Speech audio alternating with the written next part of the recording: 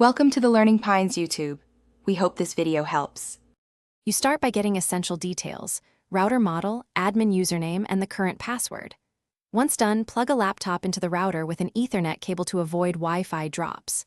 Next, open a browser and type the router IP, commonly 192, 168, 0, 1 or 192, 168, 1, 1, then log in. If the interface asks for two-factor or a secondary prompt, complete that now. Make sure you're in the admin view so you can change wireless and security settings safely. Once logged in, navigate to wireless, WLAN, or Wi-Fi settings. You'll see SSIDs listed. Choose the one you use for daily devices. Then pick a security mode. Use WPA3 when available, otherwise select WPA2 PSK for compatibility.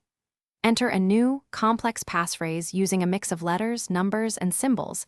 Aim for at least 12 characters. Make sure to also check guest network settings and disable WPS if present, because it can weaken security.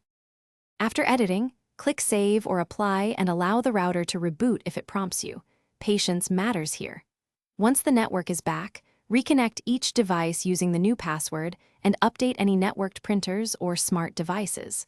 Also change the router admin password if you haven't already to prevent unauthorized access.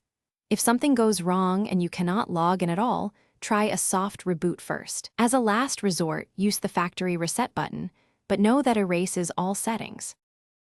Thanks for watching. Consider subscribing if we helped you.